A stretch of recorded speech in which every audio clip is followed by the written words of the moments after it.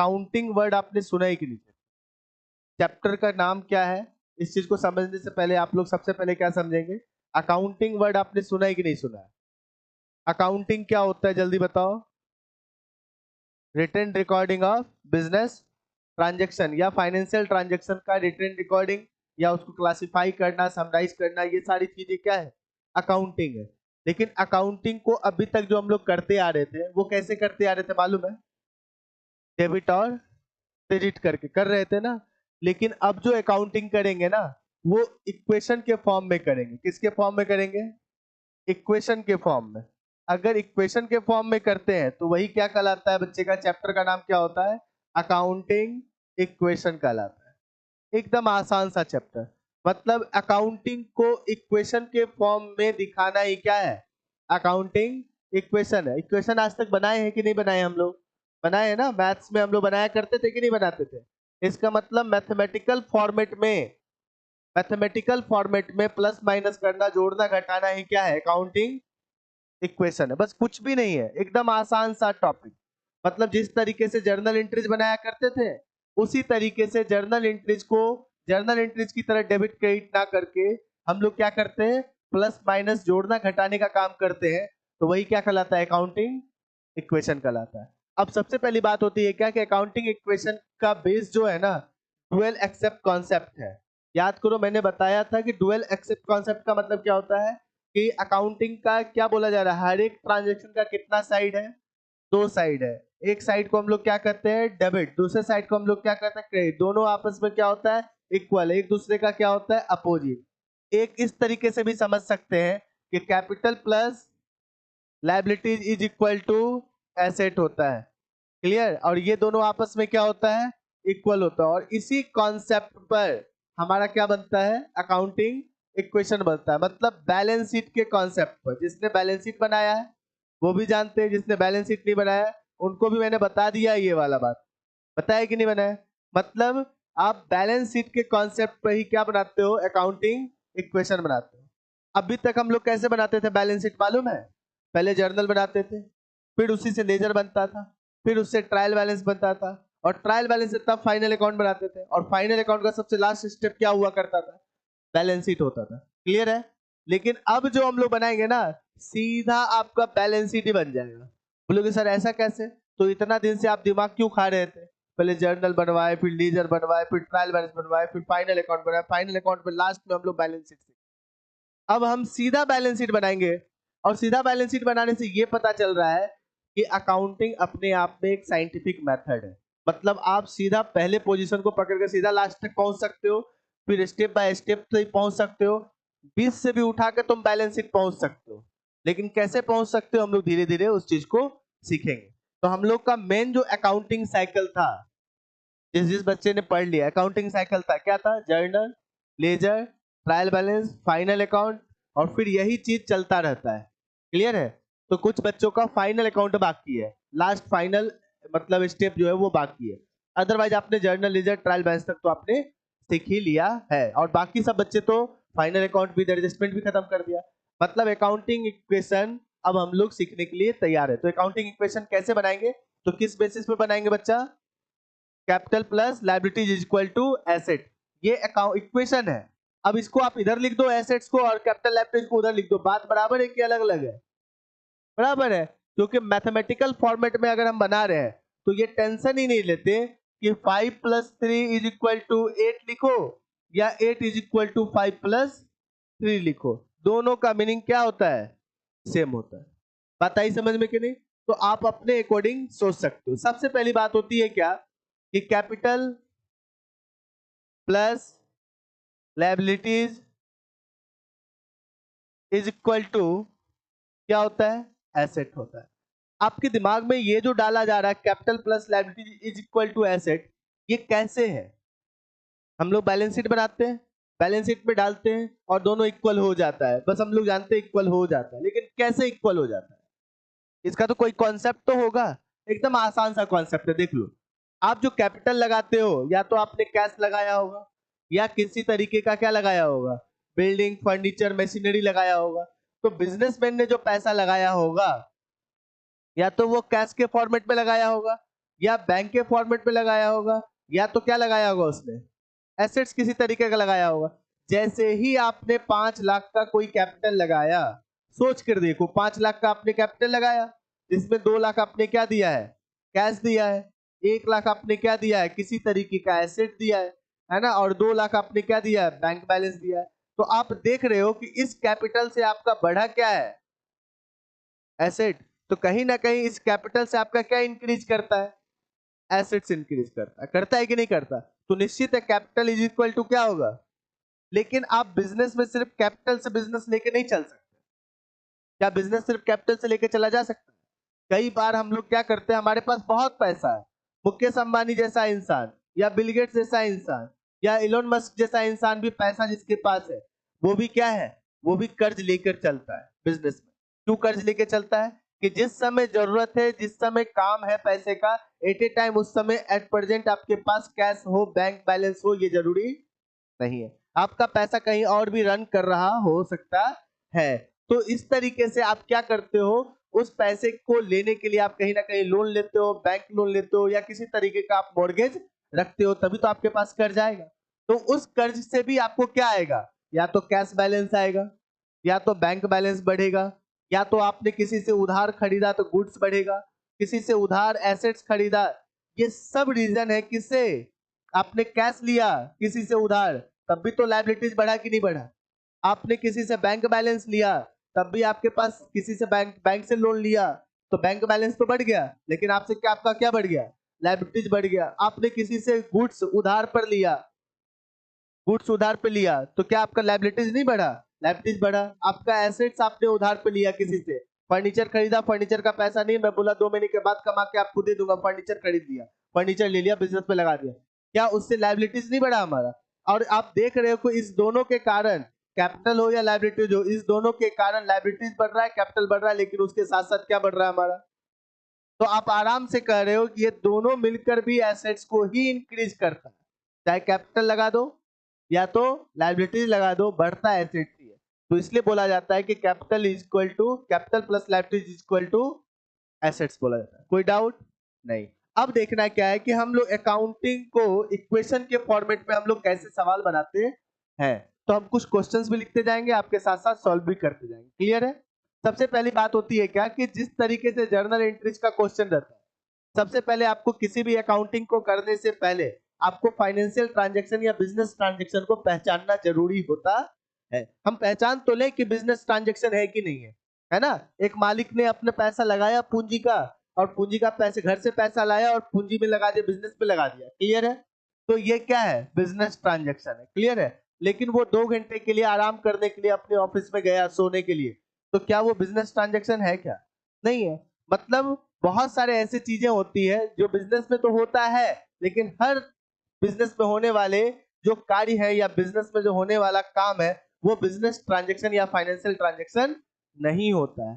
तो हमको सबसे पहले चूज करना क्या होता है, बिजनेस ट्रांजैक्शन या फाइनेंशियल ट्रांजैक्शन। आपने देखा होगा कि जब आप अकाउंटिंग करते हो, जब क्या बनाते हो आप, जर्नल बनाते हो, तो वहां पर भी आप जितने भी अकाउंटिंग कर रहे हो, जर्नल एंट्रीज बना रहे हो, सबके बगल में अमाउंट लिखा होता है।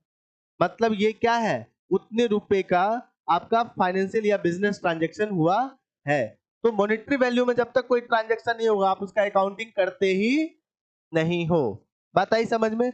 जिसने कॉन्सेप्ट पढ़ा है, कौन कौन कॉन्सेप्ट पढ़ा है, कॉन्सेप्ट कुछ पढ़ाया था, शायद 9 बजे वाले बैच में पढ़ाया था, आप लोग को पढ़ाया था? नहीं, कॉन्सेप्ट बिजनेस एंटिटी कॉन्सेप्ट ये सब नहीं पढ़ाया। मनी मेजरमेंट कॉन्सेप्ट एक कॉन्सेप्ट है, आपको याद रखना है। Money measurement concept, money measurement concept क्या होता है, मनी को मेजर करना। मतलब अकाउंटिंग में मनी को, जब मनी में जब तक मेजर नहीं करते तब तक उसका अकाउंटिंग नहीं कर सकते, ये हमेशा याद रखना है। मनी में जब तक मेजर नहीं कर सकते तब तक उसका अकाउंटिंग नहीं होता। इसका मतलब क्या हुआ कि मेरे पास अगर 4 मोबाइल है, तो मोबाइल अकाउंट या टू कैश हमने खरीदा, तो सिर्फ 4 मोबाइल थोड़ी लिख देंगे, इस मोबाइल का दाम कितना हुआ तो उस दाम को लिख देंगे। मतलब इस मोबाइल के अमाउंट को हमने मेजर किया किसमें, मॉनेटरी वैल्यू में, और तब मैं वहां पे लिखूंगा। बात आई समझ में कि नहीं? तो अकाउंटिंग में क्या है, आप either this way that way, आप क्या देख रहे हो, जब तक वो कैश में नहीं है, जब तक उसका बिजनेस और फाइनेंशियल ट्रांजैक्शन नहीं है, जब तक वो बिजनेस ट्रांजेक्शन नहीं, जब तक उसका मॉनेटरी वैल्यू नहीं है, तब तक हम एक रिकॉर्डिंग नहीं करते। मतलब रिकॉर्डिंग करने के लिए ये तो जरूरी है ही। अब बात आती है क्या कि हम लोग ट्रांजेक्शन को कैसे कैसे लिखते थे। चलो हम लोग जर्नल एंट्रीज वाले ट्रांजेक्शन को याद करेंगे और वहां के बेसिस पे हम लोग बनाएंगे। जैसे मान लो क्या कि स्टार्टेड बिजनेस विद कैश,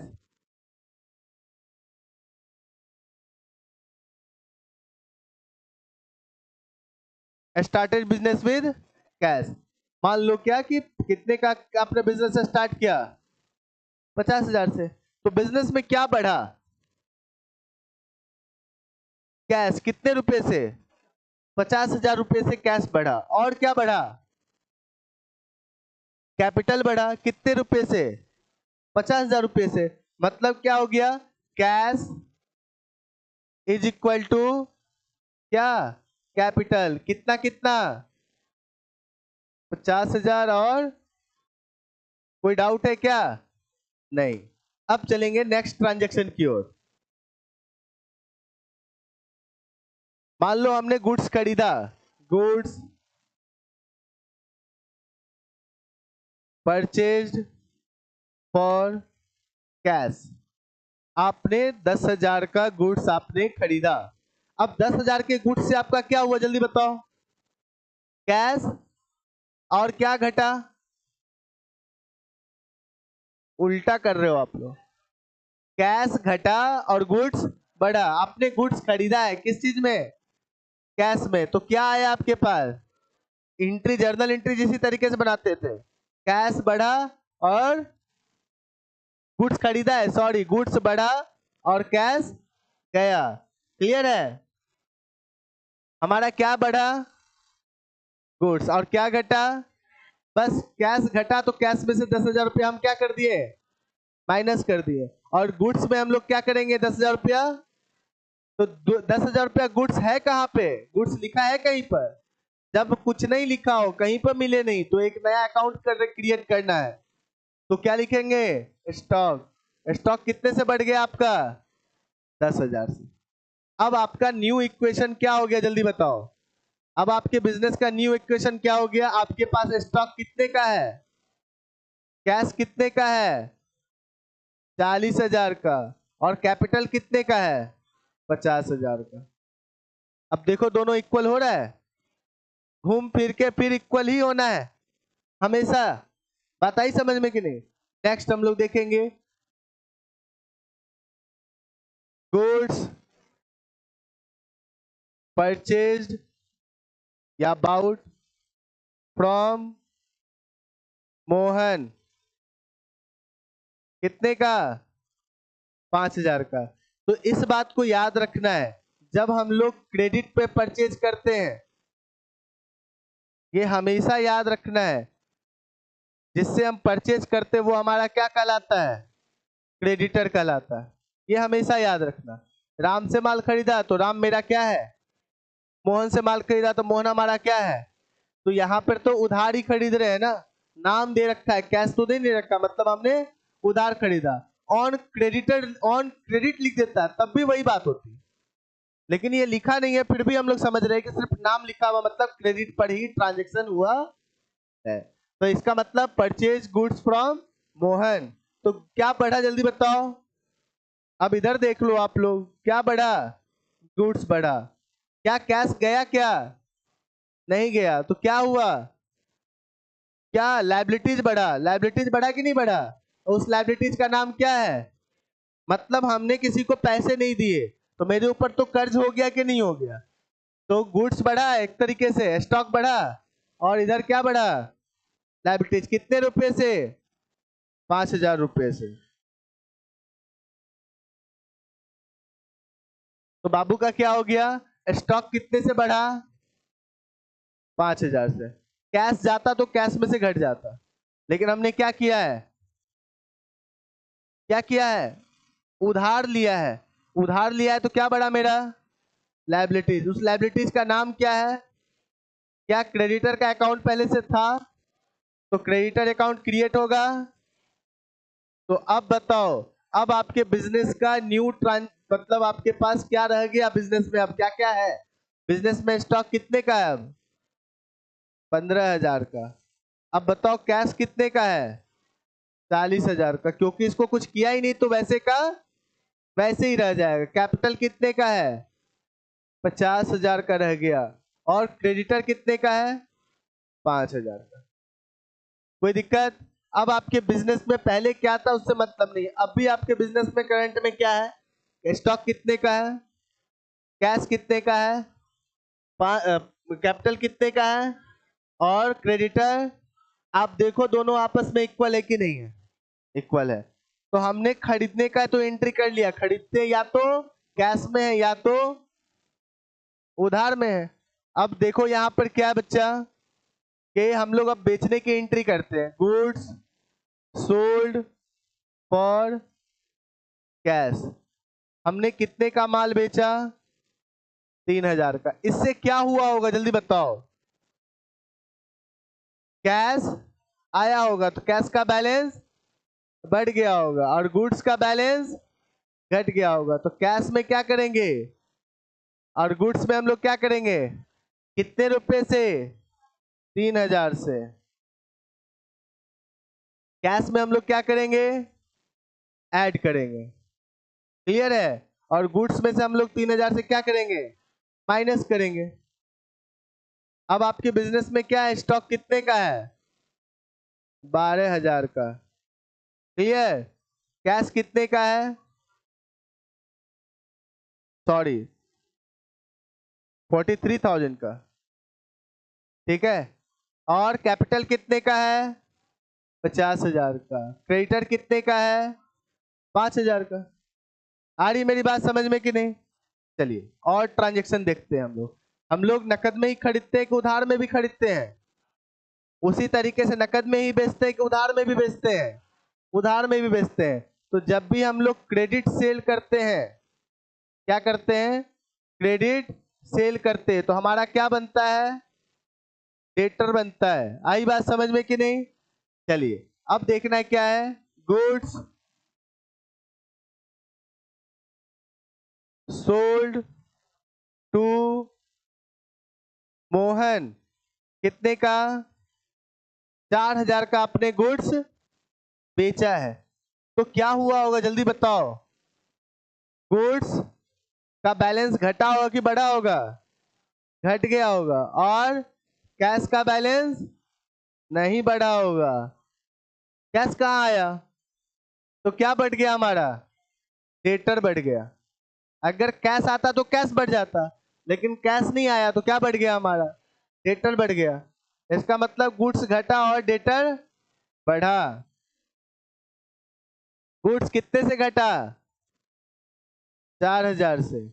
लेकिन कैश बढ़ता अगर तो कैश में जोड़ देते, कैश नहीं बढ़ा तो किस में बढ़ेगा? डेटर। डेटर का दे रखा है क्या? एक तो स्टॉक दे रखा है, एक कैश दे रखा है, कैपिटल दे रखा है, एक डेटर है ही नहीं। और डेटर किधर जाएगा? कैपिटल लायबिलिटी साइड की एसेट साइड? तो डेटर एक बढ़ा कितने रुपए से? 4,000 रुपए से। क्लियर है? अब हमारा जो मेन ट्रांजेक्शन है वो कितना हो गया? डेटर कितने का? 4,000 का। और स्टॉक कितने का? 8,000 का। कैश कितने का? 43,000 का, है ना? कैपिटल 50,000 का।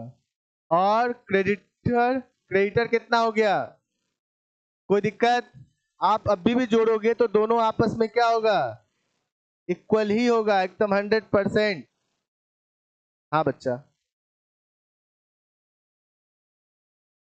क्लियर है? कोई डाउट है? नहीं है। अब बात आती है क्या कि हम लोग अभी तक कैपिटल को टच कर रहे थे क्या? नहीं कर रहे थे। कैपिटल को हम लोग टच ही नहीं कर रहे थे। लेकिन कैपिटल में आप लोग को पहले से मालूम है कि कैपिटल में हम लोग क्या जोड़ते हैं? कैपिटल में हम लोग क्या जोड़ते हैं बच्चा? प्रॉफिट जोड़ते हैं। अगर लॉस हो तो हम लोग क्या करते हैं? माइनस करते हैं। और क्या करते हैं जल्दी बताओ? ड्रॉइंग्स अगर होगा तो क्या होगा? माइनस होगा। आई बात समझ में कि नहीं? चलिए अब बात होती है क्या कि इन बच्चों को यह भी समझना जरूरी है कि क्यों कैपिटल में हम लोग प्रॉफिट ऐड करते हैं। तो बिजनेस में अगर मैंने 5 लाख रुपया लगाया और मेरा 1 लाख रुपए की कमाई हुई, तो हम सारा का सारा 1 लाख घर लेके चले जाएंगे? नहीं। क्यों नहीं लेके जाएंगे? अगर सारा का सारा पैसा घर लेके चले गए तो फिर बिजनेस की अर्निंग कैपेसिटी बढ़ेगी ही नहीं। बिजनेस 5 लाख का 5 लाख का ही रह जाए, है ना। लेकिन जब कमाई हुई तो कमाए हुए पैसे का कुछ हिस्सा हम घर भी लेके चले गए, क्योंकि घर में भी लाइफ सरवाइव करना है, जीवन जीना है, तो आपको वो खर्चे भी करने ही है। तो उन खर्चों को आपको क्या करना है? घटा देना है। तो वो क्या हो गया? ड्रॉइंग्स, अपना पर्सनल खर्चा। और बाकी बचे हुए पैसे फिर आप क्या करते हो? बिजनेस में लगा देते हो कि बिजनेस की अर्निंग कैपेसिटी आपकी बढ़ जाए। बात आई समझ में? इसलिए प्रॉफिट से कैपिटल क्या होता है? इंक्रीज होता है। जब फिर पर्सनल खर्चा करते हो तो उससे कैपिटल क्या होता है? घट जाता है। बात आई समझ में? साथ ही साथ बिजनेस में अगर लॉस हो तो लॉस से भी आपके बिजनेस का कैपिटल क्या होगा? घटेगा। बात आई समझ में कि नहीं? एक बात याद रखना है ड्राइंग्स के बारे में, लाइफ इंश्योरेंस प्रीमियम भी क्या होता है? ड्राइंग्स होता है। और इनकम टैक्स भी क्या होता है बच्चा? ड्राइंग्स होता है। ये दोनों अगर दिखा रखा है कि पे कर रहा है, तो इसका मतलब ये दोनों क्या है? ड्राइंग्स है। तो ये दोनों भी घटेगा। अब एक बात बताओ, प्रॉफिट क्यों बना होगा? प्रॉफिट कैसे इंक्रीज हुआ होगा या बढ़ा होगा, या प्रॉफिट हुआ ही होगा? प्रॉफिट क्यों हुआ होगा जल्दी बताओ? इनकम ज्यादा होने के कारण या खर्चा ज्यादा होने के कारण? इनकम ज्यादा। मतलब अगर आपका इनकम ज्यादा होता है तो आपका क्या इंक्रीज करेगा? और एक्सपेंसेस ज्यादा हो जाए तो क्या डिनोट करेगा? वो लॉस को। तो इसका मतलब इनकम और प्रॉफिट एक जैसा ट्रीट करेंगे, लॉस और एक्सपेंसेस एक जैसा ट्रीट करेंगे अकाउंटिंग इक्वेशन में। बात आई समझ में कि नहीं? क्लियर है? तो आपने ये भी समझा, इसको मैं घेर देता हूं जिससे आपके दिमाग में आए, रखे। क्लियर है? तो इसका मतलब अब हम लोग क्या समझे कि कैपिटल में क्या जोड़ना और क्या घटाना है, क्योंकि कैपिटल को अभी तक हम लोग क्या कर रहे थे? टच ही नहीं कर रहे थे। कैपिटल को कुछ किए थे क्या? नहीं। लेकिन अब कुछ क्वेश्चंस ऐसा देंगे जिसमें कैपिटल को भी आप टच करोगे। जैसे मान लो कि आपने गुड्स बेचा ही, गुड्स सोल्ड फॉर कैश 3000 और कॉस्टिंग 2500। अब बताओ आप, गुड्स कितने का गया? जल्दी बताओ, गुड्स कितने का गया? सॉरी, गुड्स कितने का गया? 2500 का गुड्स गया। आपने गुड्स को बेचा है 3000 में। कितने का गुड्स है? कॉस्टिंग कितने का है? 2500 का। मतलब गुड्स गया कितने का? 2500 से। कैश कितना का आया? 3000 का। डिफरेंस आ रहा है क्या? कितने का? तो ये क्या बता रहा है आपको? प्रॉफिट या लॉस? प्रॉफिट। आपने कितने का बेचा?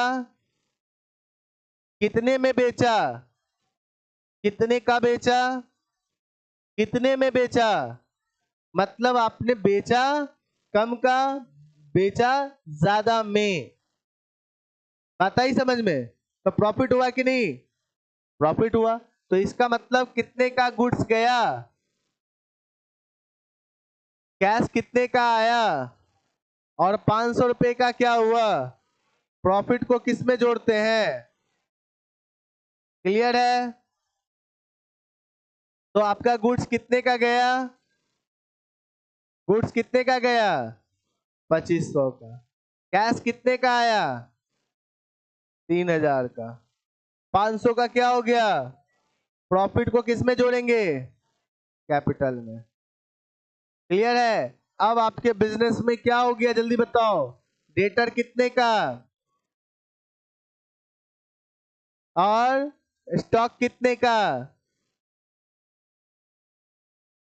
और फिर कैश कितने का?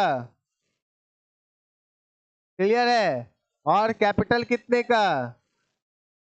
50,500 का। क्रेडिटर कितने का? 5000 का। क्लियर? किसी को डाउट? एकदम आसान। आपने ज्यादा में बेच दिया तो प्रॉफिट है, जो डिफरेंस अमाउंट है वो कहां जाके जुड़ जाएगा? कैपिटल में जाके जुड़ जाएगा। अब देखना क्या है बच्चा? इसी का जस्ट उल्टा भी तो हो सकता है, गुड्स सोल्ड टू मोहन। यहां पे मैंने क्या किया मालूम है, कैश को हटा दिया, मैं क्रेडिट पर लेके चला गया। कितने का, 3000। यहां पे लिखा हुआ है कॉस्टिंग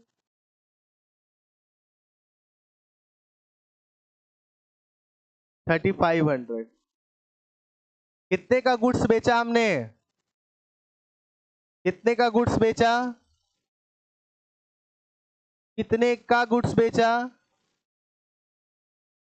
कितने का गुड्स बेचा, 3500 का। कितने में गुड्स बेचा, हाँ का में याद रखना है, कितने में गुड्स बेचा, कितने का गुड्स बेचा। कॉस्टिंग मतलब कितने का गुड्स गया, तो गुड्स कितने से घटेगा जल्दी बताओ, गुड्स घटेगा आपका, गुड्स कितने से घटेगा, 3500 से।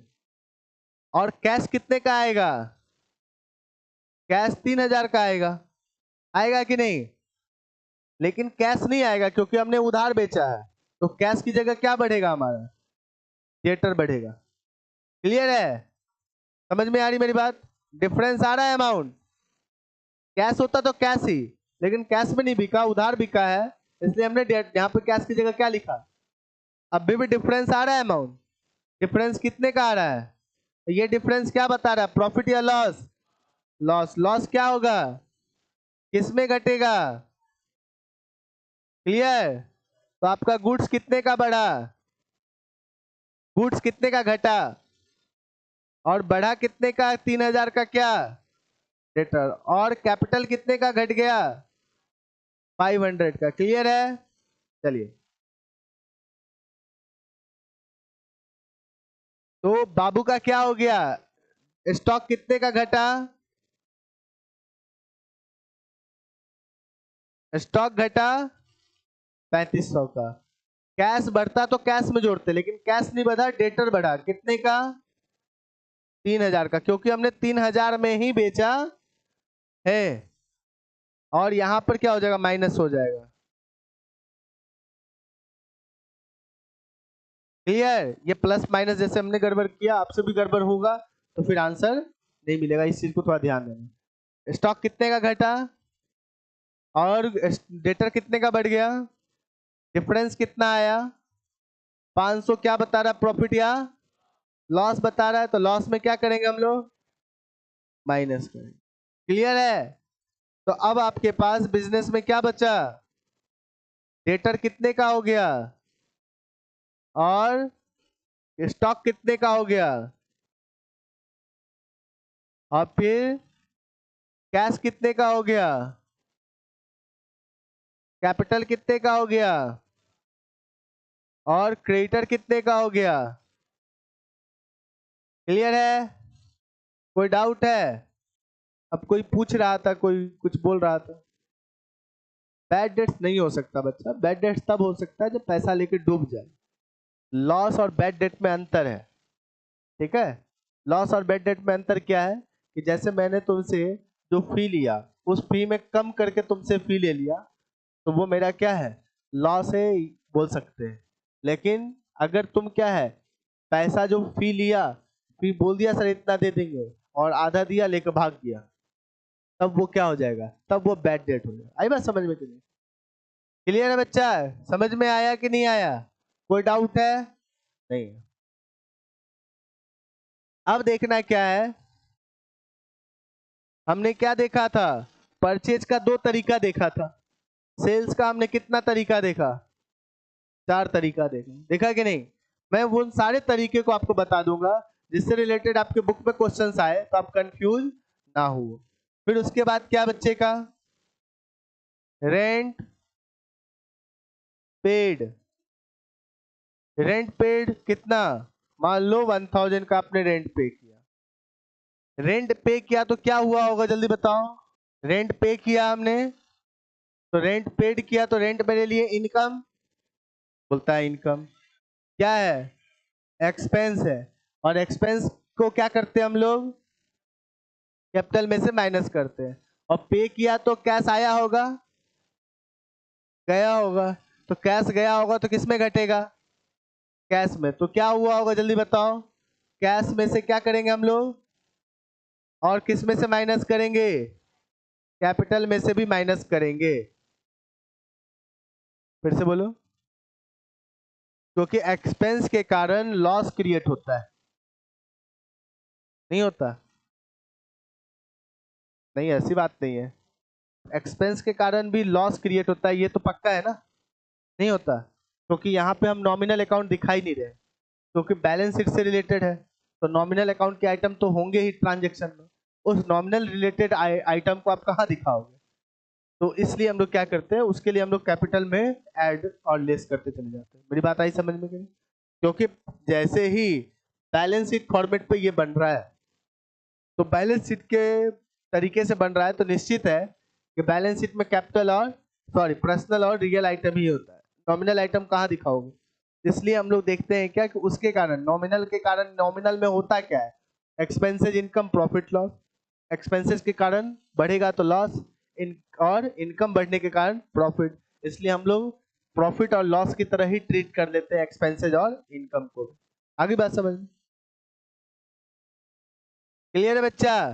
तो कैपिटल कितने से घटेगा, 1000 से, और कैश कितने से घटेगा, 1000 से घटेगा। क्लियर है। तो हमने क्या किया जल्दी बताओ,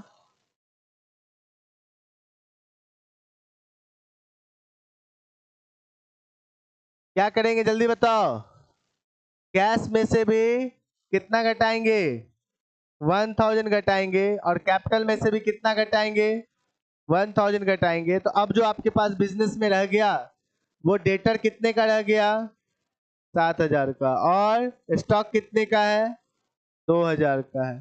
फिर उसके बाद कैश कितने का है, 4500 का है, 1000 का है, और फिर कैपिटल 49000 का है, और फिर क्रेडिटर कितने का है, कोई डाउट नहीं। अब देखना है क्या है बच्चा, इसी में अगर ऐसा कर दे, देख लो आप बात समझ लो। एक तो आउटस्टैंडिंग वर्ड आप लोग जान रहे हो कि नहीं जान रहे हो पता नहीं, आउटस्टैंडिंग वर्ड एक्सपेंसेज है, एक्सपेंसेज के लिए यूज होता है। आउटस्टैंडिंग का मतलब क्या होता है, बकाया। अब ये बकाया का मतलब क्या हुआ कि आपने खर्चा तो कर दिया, लेकिन पे, आउटस्टैंडिंग एक्सपेंसेस का मतलब आपने खर्चा तो कर दिया लेकिन पेमेंट नहीं किया है। पेमेंट नहीं किया, इसका मतलब क्या हो गया, इसका मतलब ये हुआ कि मकान मालिक का किराया है, अब मकान मालिक का किराया का महीना लग गया, हमने उसे पेमेंट नहीं किया। मान लो पूरे साल भर का कितना होता है, 1000 रुपये के हिसाब से 12000 रुपया महीना, 12000 रुपया साल का। अब 12000 रुपया साल की जगह पर हमने क्या किया, उनको 11000 दिया, और 11000 देने के बाद हमने क्या किया, दिसंबर का बोला मैं जनवरी में दूंगा। लेकिन हम तो अकाउंटिंग जो करेंगे वो तो दिसंबर में ही करेंगे, एंड ऑफ द ईयर नहीं। और या तो 31 मार्च समझो, तो आपने फरवरी तक का पेमेंट किया और मार्च का पेमेंट नहीं किया। लेकिन आप जो फाइनल अकाउंट बनाओगे, प्रॉफिट लॉस निकालोगे, वो तो एंड ऑफ द ईयर ही निकालोगे। तो आप क्या खर्चा 11000 ही मानोगे कि 12000, 12000, भले ही आपने 11000 ही पे किया, लेकिन आपका 1000 क्या रह गया, आउटस्टैंडिंग रह गया। आ रही मेरी बात समझ में कि नहीं। तो आउटस्टैंडिंग जो रह गया वो आपके लिए क्या, एक तरीके से एक्सपेंस तो है, लेकिन आपका कैश नहीं गया।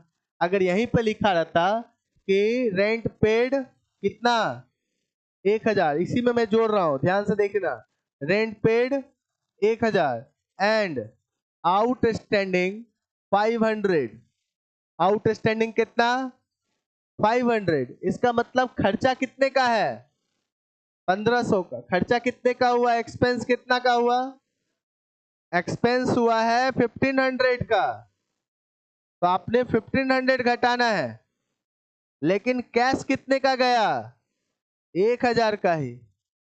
तो 500 का आपका क्या है, अभी तक आपने पे नहीं किया, जिस एक्सपेंसेस को आपने पे कर दिया खर्च है, पे नहीं किया तो कर्ज है, कर दिया तो खर्च, नहीं किया तो कर्ज, कर्ज मतलब लायबिलिटीज। तो कितने का लायबिलिटीज है? 500 का आपका लायबिलिटीज क्रिएट हो गया। और ये लायबिलिटीज क्या कहलाएगा? आउटस्टैंडिंग रेंट कहलाएगा। आई बात समझ में कि नहीं? समझ में आया? किसी को नहीं आया तो पूछ ले। आपने कितने का पे किया? तो हम लोग अगर 1000 का पे करते तो 1000 का कैपिटल एक्सपेंसेस कितने का हो गया? 1000 का। इससे पहले जो कर रहे थे हम लोग, देख लो आप। 1000 का हमने क्या घटाया? कैश में से घटाया। 1000 हमने कैपिटल में से घटाया। कैपिटल में से क्यों घटाया? क्योंकि क्या होता है इसमें, एक्सपेंसेस को हम लोग क्या करते हैं, कैपिटल में से ही माइनस करते हैं। और ये कैश में गया तो कैश में से घटा दिया। लेकिन जैसे ही 500 रुपये का क्या बच गया, आउटस्टैंडिंग हो गया, तो हमने क्या किया जल्दी बताओ? एक लायबिलिटीज क्रिएट हुआ, एक एक्सपेंसेस तो लिखेंगे नहीं, इसके बदले क्या लिखेंगे हम लोग? कैपिटल। कैपिटल कितने से घट जाएगा? क्योंकि एक्सपेंसेस 1500 का हुआ है। कैश कितने से घट जाएगा? क्यों? क्योंकि हमने पे तो 1000 किया है और लायबिलिटीज एक क्रिएट हो गया, वो कितने का हो गया? 500 का। चलिए इसी में थोड़ा सा हम क्या करते हैं, इसको करेक्शन करने की कोशिश करते हैं। कैश कितने का घटा? 1000 का। लेकिन कैपिटल कितने का घट जाएगा? 1500 का घट जाएगा। क्लियर है? तो 500 का क्या बन गया? लायबिलिटीज। तो उस लायबिलिटीज को हम लोग क्या कहेंगे? Outstanding expenses. कितना रुपया से? 500 से। तो बाबू का क्या हो गया? डेटर कितने का? स्टॉक कितने का? कैश, कैपिटल, हाँ 48,500 का।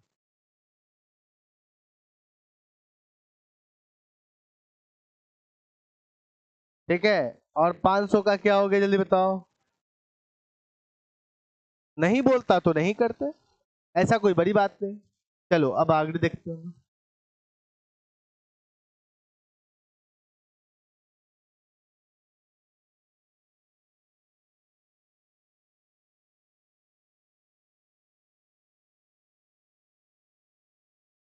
चलो, इंटरेस्ट रिसीव्ड 500। इंटरेस्ट रिसीव्ड हुआ 500। रिसीव हुआ तो क्या आया होगा? कैश। तो कैश कितने से बढ़ जाएगा? 500 से। और ये इंटरेस्ट कौन अकाउंट है? नॉमिनल बढ़ रहा है तो मतलब इनकम। इनकम होगा तो क्या बढ़ेगा? कैपिटल। प्रॉफिट होगा, प्रॉफिट होगा तो किस में बढ़ेगा? कैपिटल में बढ़ेगा। किसी को डाउट? तो 500 से हमारा क्या बढ़ जाएगा? और 500 से हमारा क्या बढ़ जाएगा? कैश। बताइए समझ में कि नहीं?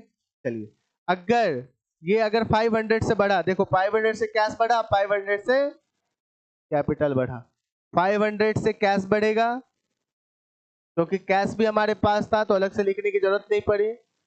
500 से हमारा कैश बढ़ा और 500 से हमारा क्या बढ़ गया? कैपिटल बढ़ गया। तो अब हमारे बिजनेस में क्या है जल्दी बताओ?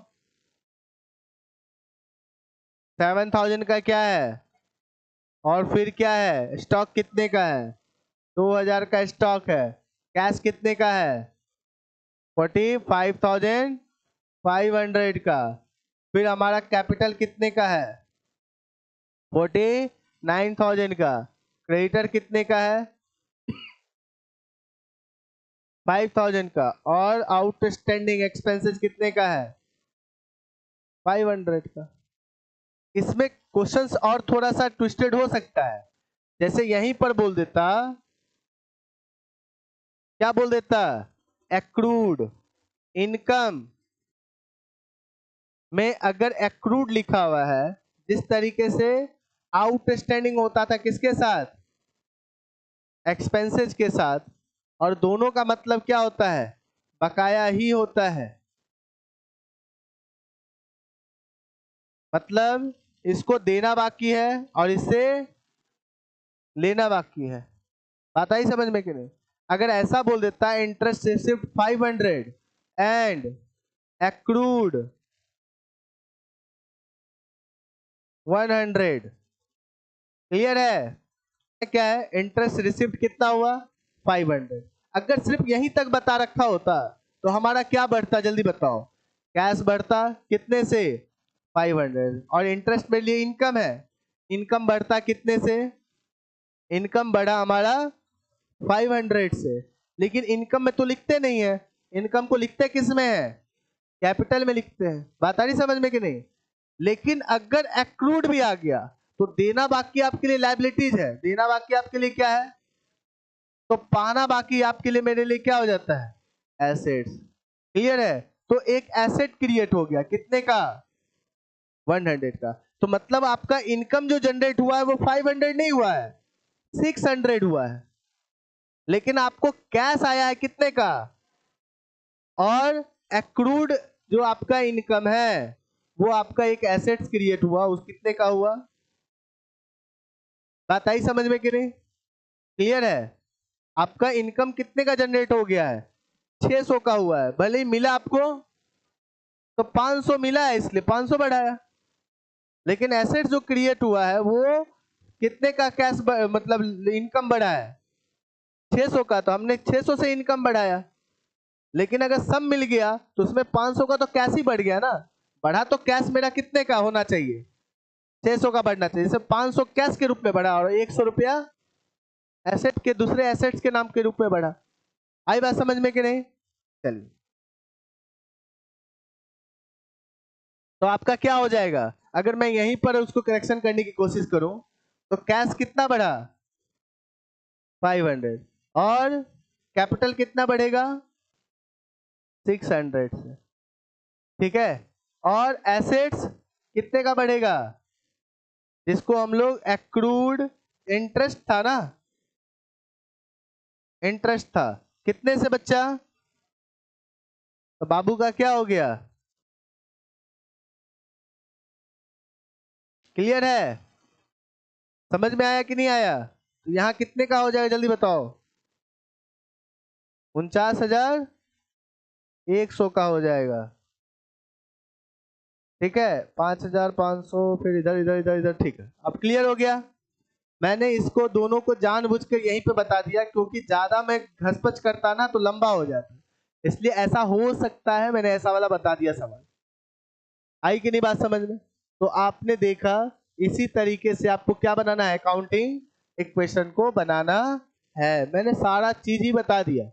अब हल्का फल्का डाउट रहेगा, उसके लिए दिक्कत वाली बात नहीं है, क्योंकि स्टूडेंट हो, बनाओगे, बहुत सारी बातें आपने सुना होगा, बहुत सारी बातें समझ में आई होगी, बहुत सारी बातें समझ में नहीं आई होगी, ये पक्का है, क्योंकि आप स्टूडेंट लाइफ में हो तो ऐसा ही होता है। घर पे जाएंगे बनाना स्टार्ट करेंगे, जैसे ही बनाएंगे तो गलतियां होगी, सही होगा, फिर उस पर करेक्शन होगा, जैसे हर बार हम लोग करते हैं। तो मेरा काम था समझाना। अब एक बात देखना है बच्चा कि आपने क्या देखा, कैपिटल में क्या ऐड कर रहे हैं, क्या लेस कर रहे हैं, ये बताया ना हमने कि नहीं बताया, जल्दी बताओ। कैपिटल में क्या ऐड करते क्या लेस करते समझ में आया कि नहीं आया। रिजल्ट भी क्या निकलेगा बताओ तो, जब कैपिटल में ऐड कर रहे हैं लेस कर रहे हैं तो रिजल्ट भी तो कैपिटल में ही निकलेगा कि दूसरे चीजों में निकल जाएगा, कैपिटल में। तो यहाँ वाला कैपिटल क्या कहलाता है, ओपनिंग कैपिटल, और यहाँ वाला कैपिटल क्या कहलाएगा, क्लोजिंग कैपिटल। तो एक फॉर्मूला क्रिएट हो गया आपका, मालूम है कैसे, जैसे कैपिटल में क्या जोड़ा हमने, जल्दी बताओ। कैपिटल में क्या जोड़ा, प्रॉफिट जोड़ा, जोड़ा ना बाबू। और क्या घटाया बच्चा, लॉस घटाया। और क्या घटाया हमने, ड्रॉइंग्स हमने घटाया, ड्रॉइंग्स हमने घटाया। अब ड्रॉइंग्स का अलग अलग नाम है, ये मैंने बताया है। इनकम टैक्स भी दे सकता है लिखा हुआ, और क्या हो सकता है, लाइफ इंश्योरेंस,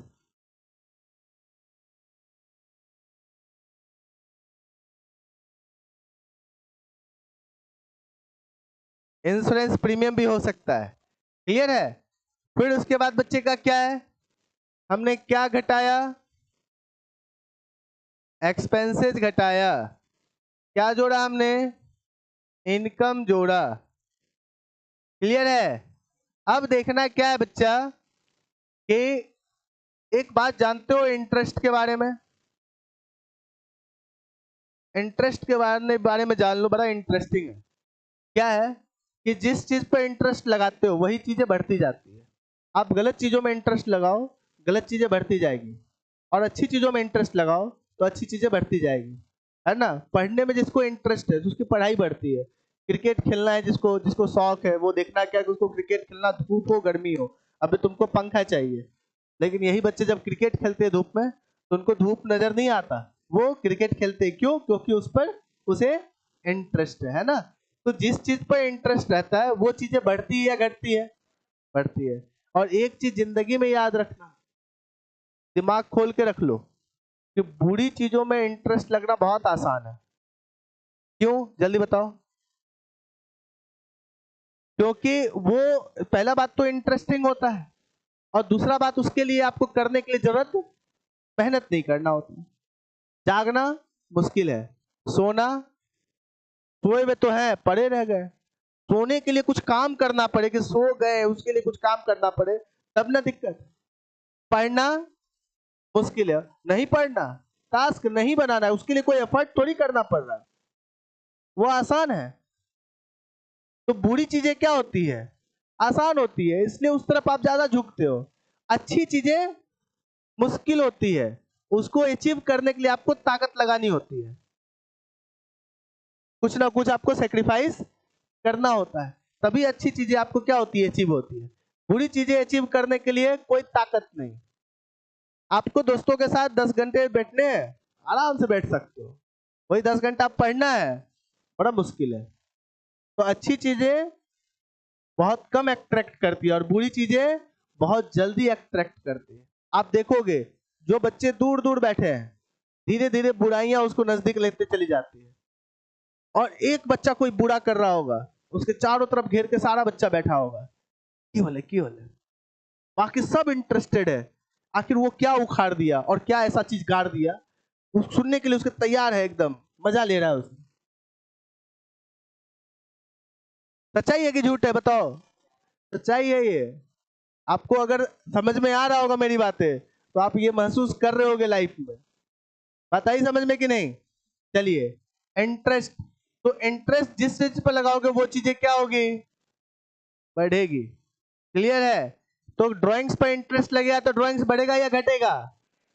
तो ड्राइंग्स घटाता है, तो इंटरेस्ट ऑन ड्राइंग्स अगर दे रखा होगा तो वो भी क्या करेगा? घटा देगा कैपिटल को। कैपिटल क्या होता है? एक तरीके से कुछ नहीं साइन दे रखा है तो प्लस का ही ना साइन है, तो कैपिटल में प्लस है। अगर कैपिटल पे इंटरेस्ट लगेगा तो कैपिटल को क्या करेगा? वो बढ़ाएगा, तो इंटरेस्ट ऑन कैपिटल क्या होगा? बढ़ेगा। और इसके बाद जो रिजल्ट आएगा वो क्या कहलाएगा? कैपिटल ही। लेकिन ये वाला कैपिटल कौन सा कैपिटल कहलाया? Opening capital. और ये वाला कैपिटल क्या कहलाया? क्लोजिंग कैपिटल कहलाया। क्लियर है? तो आपको क्वेश्चंस में कैसे देगा सवाल, ये देख लो। आपको ओपनिंग कैपिटल दे दिया, क्या दे दिया बच्चा? ओपनिंग कैपिटल दे दिया। आपको क्या दे दिया? ड्राइंग्स दे दिया। आपको क्या दे दिया? एक्सपेंसेस दे दिया। आपको क्या दे दिया? इनकम दे दिया। आपको क्या दे दिया? इंटरेस्ट ऑन ड्राइंग्स दे दिया। आपको क्या दे दिया? इंटरेस्ट ऑन कैपिटल दे दिया। और निकालने क्या बोल देगा? क्लियर है? अगर क्लोजिंग कैपिटल भी दे दिया तो आपको क्या बोलेगा निकालने? बाकी सब दे दिया और ड्राइंग्स नहीं दिया तो क्या निकालने बोलेगा? क्लियर है? बाकी सब दे दिया, बोलेगा एक्सपेंसेस निकालने के लिए, तो एक्सपेंसेस वो मिसिंग रखेगा। जिस चीज को निकालना होगा उस चीज को वो मिसिंग रखेगा, उसको बोलेगा निकालने के लिए। तो आप इसी इक्वेशन पे जो जो चीज दे रखा है उसको पुट करोगे, बाकी अपने आप निकल जाएगा। आपको बोलेगा ओपनिंग कैपिटल निकालने तो सब दे देगा, ओपनिंग कैपिटल नहीं देगा। क्लोजिंग कैपिटल निकालने बोलेगा तो सब दे देगा, क्लोजिंग कैपिटल नहीं देगा। बात आई समझ में? ड्राइंग्स बोलेगा निकालने के लिए तो सब दे देगा, ड्राइंग्स नहीं देगा। तो बोलोगे सर ऐसा भी तो हो सकता है दो दो चीजें मिसिंग हो, तो बोलेंगे कभी ऐसा नहीं हो सकता। बोलो कैसे? चलो 5 + 3 बताओ कितना होगा, तुम बताओ। पक्का? अभी भी सोच लो। सोच लिया? कितना होगा बच्चा? 8। अगर मैं बोलूं कि यहाँ पे, अगर यहाँ 5 मिसिंग है, ठीक है ना, तो क्या होगा यहाँ पे? क्या हो जाएगा बच्चा? 5 हो जाएगा। लेकिन यहाँ पे अगर मैं बोलूं 3 मिसिंग है, और ऊपर अगर 5 दे रखा है तो बताओ कितना होगा, ये 3 होगा।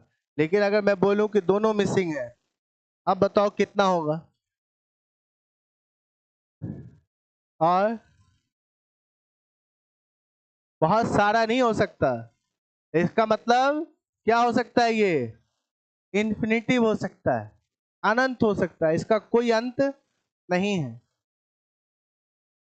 कोई भी अंत नहीं है, इसका कोई भी रिजल्ट हो सकता है। इस दोनों प्लेस में कुछ भी होगा, उसका 8 हो सकता है आंसर, हो सकता है। अगर मैं बोलूं कि 4.3378 9 10 12 पूरा दीवार भर दे और उसके बाद माइनस करके जो बचा 8 में से वो लिख देंगे नीचे में, तो क्या बराबर नहीं होगा? इन्फिनिटिव, जिसका आंसर इन्फिनिटिव होगा, अनंत होगा, तो कभी भी दो चीज मिसिंग नहीं देगा। हाँ बोलिए आप। हाँ नहीं, वो आएगा सवाल, वो वाला भी आएगा। तो यहां पर क्या हो रहा है बच्चा, कि दो चीज मिसिंग नहीं हो सकता, हो सकता है, नहीं हो सकता, दो चीज मिसिंग हो ही नहीं सकता। लेकिन अगर तुम बोलोगे सर प्रॉफिट लॉस बोल रहा है निकालने और ड्राइंग्स तो दे ही नहीं रखा, मतलब प्रॉफिट लॉस अगर निकालने बोल रहा है और ड्राइंग्स नहीं दे रखा है, इसका मतलब ड्राइंग्स है ही नहीं उस क्वेश्चन में। बात आई समझ में कि नहीं? आपको बोल रहा है क्या कि ये सारा चीज दिया और बोल रहा है क्या क्या निकालने के लिए, ओपनिंग कैपिटल। और ओपनिंग कैपिटल के साथ साथ ना तो ड्राइंग्स दिया ना एक्सपेंसेस दिया, बाकी चीज दिया, तो निकालने तो आपको यही बोल रहा है। इसका मतलब बाकी नहीं भी जो दे रखा है, इसका मतलब वो है ही नहीं उस क्वेश्चन में, उसको इग्नोर करेंगे। मेरी बात आ रही कि नहीं समझ में? इतनी सारी चीजों में आपको सारी चीजें देगा ऐसा जरूरी नहीं है। जिस चीज को निकालने बोल रहा है वो चीज मिसिंग है, बाकी जो दे रखा है उसको तो रखेंगे ही, पुट करेंगे। बाकी जो नहीं दे रखा है हम ये मानेंगे कि वो है ही नहीं इस क्वेश्चन में। बात आई समझ में? क्यों? क्योंकि दो चीजें मिसिंग नहीं हो सकती। तो आपको ऐसा भी सवाल आएगा किसमें, अकाउंटिंग इक्वेशन में। अब मैं बोलूं कि अकाउंटिंग इक्वेशन में कि आपको उल्टा बोल दे तो, उल्टा बोल दे तो, अब देखो यहीं पर मैं इसको ए कर देता हूं, इस क्वेश्चन को, तो स्टॉक बढ़ा और फिर स्टॉक घटा। आप इसी क्वेश्चन को देखो, आप यहां से देख रहे हो सब, स्टॉक बढ़ा है और क्या घटा है, कैश घटा है। तो एक एसेट्स बढ़ा है और दूसरा एसेट्स घटा है, घटा है कि नहीं घटा है? अब वो ट्रांजैक्शन के कारण हुआ है, तो आपको क्वेश्चन ये बोलेगा ऐसा कोई ट्रांजैक्शन बताइए जिसके कारण एक एसेट्स बढ़े और दूसरा एसेट्स, तो आप आराम से बोल सकते हो goods purchase on cash, for cash. नहीं बोल सकते हो क्या? Goods purchase on creditor, credit, तो क्रेडिट पे खरीदेंगे तो स्टॉक बढ़ेगा और एक तरीके से लायबिलिटीज बढ़ेगा, तो गलत हो जाएगा कि नहीं? तो इसका मतलब आपको ध्यान देना है, आपको क्वेश्चन आप कैसे देगा, इस तरीके से। जवाब कैसे देना है, इस तरीके से। बात आई समझ में? यहां पे देख लो, बी में देख लो आप लोग, बी में क्या हुआ जल्दी बताओ। स्टॉक बढ़ा और क्या घटा, क्या बढ़ा, लायबिलिटीज। मतलब आपको ऐसे पूछ सकता है क्वेश्चन में, एसेट्स बढ़ा, ऐसा कोई काम करो जिसमें एसेट्स भी बढ़े और लायबिलिटीज भी बढ़े। यही तो हुआ है इसमें, नहीं हुआ है क्या? एसेट्स भी बढ़े और लायबिलिटीज भी बढ़े, तो बताओ क्या होगा, क्या हुआ है बताओ? परचेज गुड्स ऑन क्रेडिट, अपने गुड्स खरीदा तो एसेट्स बढ़ा, और क्रेडिट पे खरीदा तो आपके ऊपर लायबिलिटीज बढ़ा। मतलब आप क्वेश्चंस ऐसे भी दे सकता है, क्वेश्चंस कैसे दे सकता है, ऐसे भी दे सकता है और बोलेगा क्या बनाने के लिए, ये बनाने के लिए। क्वेश्चंस आपको इस तरीके से भी दे सकता है और बोलेगा क्या बनाने के लिए, ये बनाने के लिए। क्लियर है? समझ में आ रहा है कि नहीं? क्लियर है? चलिए अब यहां पे क्या हुआ बताओ तो जल्दी। स्टॉक घटा है, मतलब एक एसेट्स हमारा क्या हुआ है, घटा है, और दूसरा एसेट्स क्या हुआ है, बढ़ा है। अब बताओ ऐसा कब होगा बताओ तो, जरूरी नहीं है कि यही सोचना है, आप कुछ भी सोच सकते हो। सोचो कब ऐसा होगा कि एक एसेट्स बढ़ेगा, दूसरा एसेट कब होगा? सेल होगा। गुड्स सेल किया तो गुड्स घटा, स्टॉक घटा और कैश आया। फर्नीचर बेचा तो फर्नीचर गया और कैश। फर्नीचर खरीदा, फर्नीचर आया, कैश गया। तो एक ही समय में एक एसेट्स घट रहा है और एक एसेट्स बढ़ रहा है, ऐसे भी ट्रांजेक्शन है। आई बात समझ में कि नहीं? फिर यहां पर क्या हो रहा है? यही बात हो रही है, नहीं हो रहा है? यहां पर क्या हो रहा है? स्टॉक घट रहा है, मतलब एसेट्स, ऐसा बोलेगा कोई ट्रांजेक्शन ऐसा बताओ जिसमें एसेट्स घट रहा है और एक एसेट्स बढ़ रहा है, और फिर क्या बढ़ रहा है? कैपिटल भी बढ़ रहा है। ये तीनों चीज दे दिया। अब बताओ कैसे बताओगे? कॉस्टिंग कर दोगे, तो कैपिटल बढ़ रहा है तो कॉस्टिंग कम कर देना, ठीक है ना?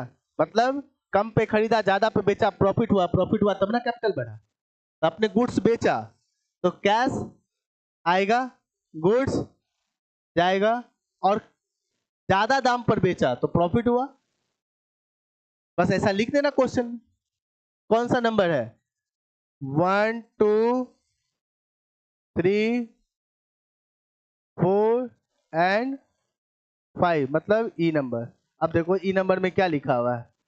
ई नंबर ABCDE, यहाँ पे आएगा, यहाँ पे शायद F होगा। तो क्या हो गया बच्चा? गुड सोल्ड फॉर कैश, कितने में बेचा और कितने का?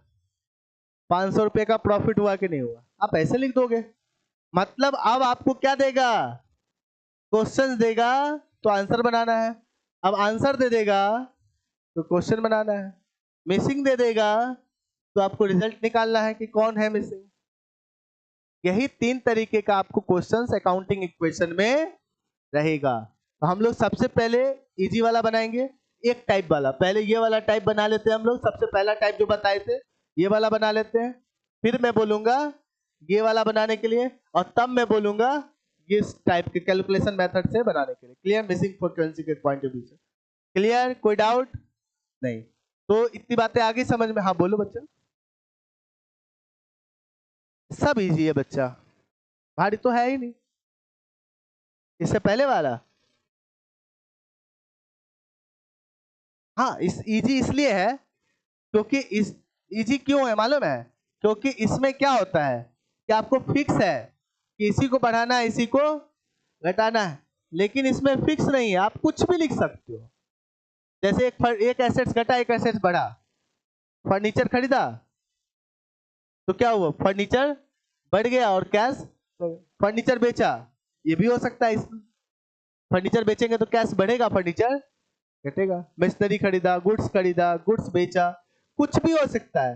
इसलिए ये आसान है और ये वाला मुश्किल है। जब आपको एक ही रास्ता है निकलने का तो सब बच्चे भागेंगे तो एक ही रास्ते से भागेंगे ना, तो मुश्किल है। और 100 रास्ता होगा तो किस रास्ते से मन उस रास्ते से निकल जाओगे। तो ये 100 रास्ते वाला एग्जाम है। क्लियर? बैठ जाइए। आई बात समझ में? किसी को डाउट? क्लियर है? तो हम लोग क्या करते हैं, तीनों को 3 कैटेगरी में बांटकर आपको दिखा देते हैं। तो हम इसको मानेंगे ए कैटेगरी वाला, इसको मानेंगे बी कैटेगरी वाला, और इसको मानेंगे हम सी कैटेगरी वाला। तो आप बुक निकालोगे, मैं बताऊंगा कि ए कैटेगरी, बी कैटेगरी और सी कैटेगरी वाले कौन कौन क्वेश्चंस आपको बनाने हैं। क्लियर है? चलिए।